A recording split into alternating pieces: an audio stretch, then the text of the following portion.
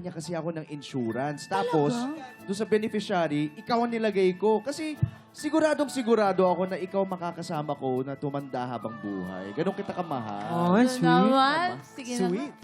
Guess what? Mga tiktropa, hindi totoo. Well, to be fair, totoong may insurance naman talaga at pinakasalan naman niya talaga ako. Pero 5 years later, nagkahiwalay din kami dahil mas pinili niyang sumama sa office mate niya. Aray. Sobrang sakit. Sana nga naging uod na lang ako. Pero eto na ang mas nakakaloka.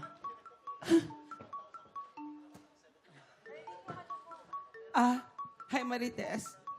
Ako pala si Marivic, yung girlfriend ni Rigor. Ha? Sino ka dito ka? Nagkaka-stiff-neck ako sa'yo eh. Hindi ako pwedeng umupo kasi buntis ako eh. Buntis ka. Oo. Kala ko may kabag ka lang. O, anong ginagawa mo dito? Hello? Anyway, 3 taon na kaming wala ni Rigor. Oo, kung nandito ka to make sure na hindi ko siya aagawin sa'yo, huwag ka mag-alala. Hindi. Sandali. Gusto ko lang sabihin sa'yo na wala na si Rigor. Ha?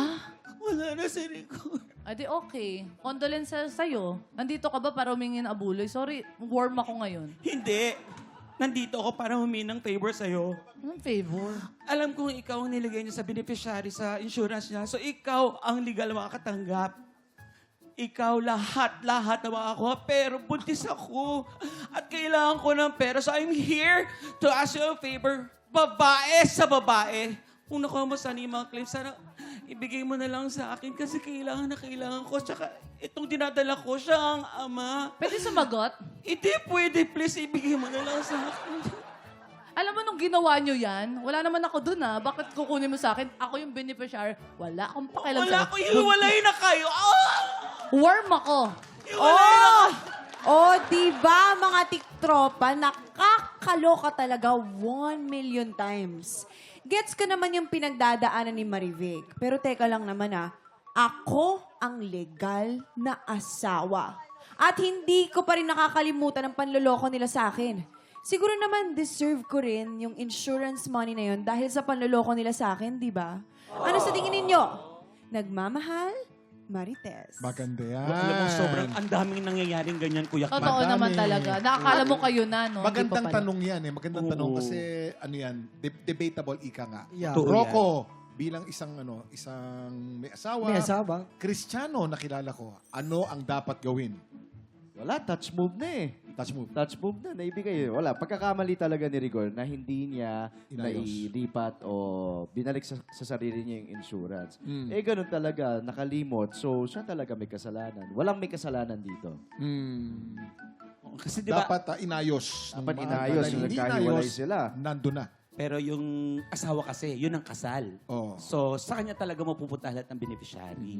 Mamaya, may sabihin ako dyan. Mm-mm. Magtanong tayo ng point of view ng isang bata. Frances, what do you think? Anong dapat gawin?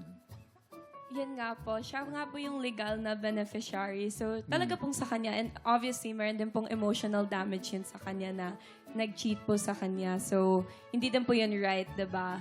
parang revenge. Hindi din po siya parang proven kasi na sa kanya po talaga yung anak. So, unless proven, pwede naman pong hatian. That's for me po. Pwedeng hatiin, pwedeng Yes po, mag-usap. hatian. Mabait din to. Hatiin para meron ng bata. Ikaw naman, Rayu. Yun nga, Kuya Kim, parang ang hirap po ng sitwasyon po nila, no? Yung, naniniwala naman po ako na wala pong kasalanan yung dalawang babae para sa akin. Naniniwala po ako, kaya po siya nagiging nakakalito kasi dahil po kay Rigor. Pero, kasi parehas po nilang kakailanganin kasi yung isa po legal na asawa, yung isa po buntis. So, siguro ang magandang paraan na lang po dyan is split po nila yung insurance. sa akin Papayag ang Wala, nanay. bakit Sa akin walang magsasabi mangyayari. Oo, ano teka muna. mag-split-split? naman yan. Tuloy mo na yan, Faye. Nakakawa Tuloy mo na naman yung yan. buntis. Oo, hindi pa kawawa yung... Di ba nakakawa yung buntis sa yung bata? Wala namang kasalanan yung bata. Wala, ang nagsisplit lang dito ako. Ay! Hindi. Hindi totoo kasi, Kuya Sige, Kev. ka nga. Ano yan nasa timeline yan di ba? Kung Oh. talagang nag-overlap ang relationship, I don't think deserve ng other woman na matulungan pa, di ba? Kung hindi naman, kung wala naman talaga siyang idea na the guy is married, baka maaaring matulungan pa kita, di ba? Pero sa point nila, Kuya, ang kawawa talaga dito ay yung dalawang babae. Kaya nga, yung isang babae may anak. Ano yun? ayun na nga. You will not Kaya take that dapat into tayo bilang consideration? mga isang babae, kahit nasa relasyon tayo, magkailangan magsumikap pa rin tayo. Dapat may sarili tayong pera at hindi tayo umaasa sa mga lalaki sa mga pang-araw-araw na gagastusin natin, Kuya Kim. Kasi hindi mo alam kung kailan mawawala yan.